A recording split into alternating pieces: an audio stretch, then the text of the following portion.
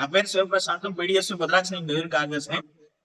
ఈరోజు తెలంగాణ రాష్ట్ర వ్యాప్తంగా పీడిఎస్యు రాష్ట్ర కమిటీ పిలుపులో భాగంగా భద్రాచలం మొదటి కాలేజీలో ప్రెస్ మీట్ నిర్వహించడం జరిగింది.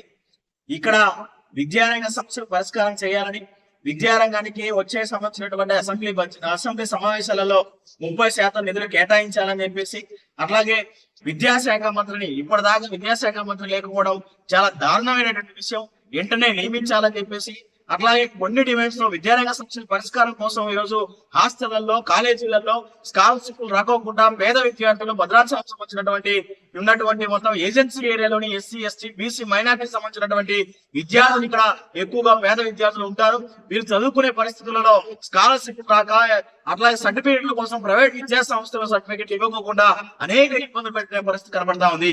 ఈ రోజు కాంగ్రెస్ రేవంత్ రెడ్డికి సంబంధించిన దాంట్లో ఈరోజు సవాల్ చేస్తా ఉంది పీడిఎస్యు.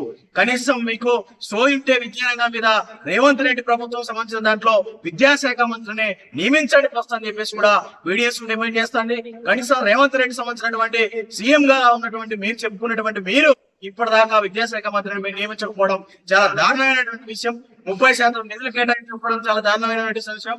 కాంగ్రెస్ గవర్నమెంట్ వచ్చిన తర్వాత విద్యారంగం బాగుపడుతుంటే ఇంకా బస్సు పెట్టే పరిస్థితి రోజు కాంగ్రెస్ గవర్నమెంట్ తీసుకొస్తా ఉంది. బీఆర్ఎస్ అప్లై చేస్తుంది, కాంగ్రెస్ కూడా అదే పరిస్థితిలో చేస్తా ఉంది. కాబట్టి ప్రజల అట్లాగే విద్యార్థులకు సంబంధించిన ఆగ్రహానికి మీరు గురికాక తప్పదు.